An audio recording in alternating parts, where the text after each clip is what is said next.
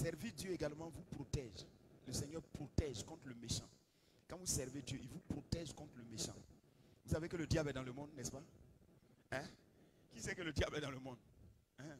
Non, ce n'est pas les clôtures en chose là qui te protègent. Des clôtures électrifiées. Ce n'est pas ça qui te protège. Vous voyez, Satan là, courant ne le secoue pas.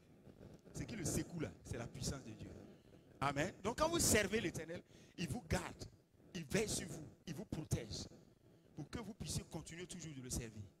Gloire à Dieu. C'est comme ça que Daniel chapitre 6, le verset 20 jusqu'au verset 23, Daniel qui était serviteur de Dieu, il s'est trouvé que ils ont fait un complot pour qu'il soit dans la fosse aux lions.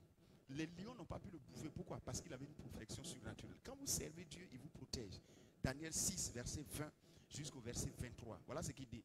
On dit, ça c'est les choses qui parlent. Le roi qui parle. Il dit, en s'approchant de la fosse, il appela Daniel d'une voix triste. Le roi prit la parole et dit à Daniel, Daniel, serviteur du Dieu vivant. Vous entendez? Serviteur du Dieu vivant. Ton Dieu que tu sers avec persévérance, a-t-il pu te délivrer des lions? Ton Dieu que tu sers avec persévérance, t'a-t-il délivré des lions?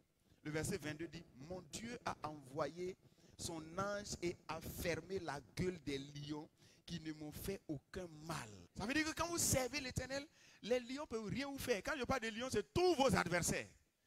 Parce que vous avez décidé de servir Dieu.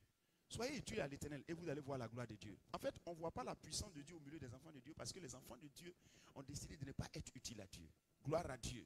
Servir Dieu vous rajeunit. Je l'ai parlé la dernière fois. Servir Dieu, ça rajeunit. Ça fait que tu ne deviens pas vieux, un vieux froissé. Non.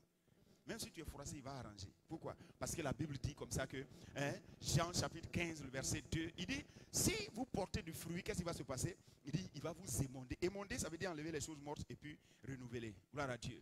Gloire à Dieu. C'est pour ça que comment on peut servir Dieu? En gagnant des âmes. Jésus a dit, celui qui ne rassemble pas, il disperse. Celui qui n'est pas avec moi, il est contre moi. La seule manière de montrer à Jésus-Christ que tu es avec lui, c'est de gagner des âmes. Il a dit à Pierre, oui, je t'aime. Il dit, paie mes brebis. La seule manière de montrer à Jésus-Christ que tu l'aimes, c'est de gagner des âmes.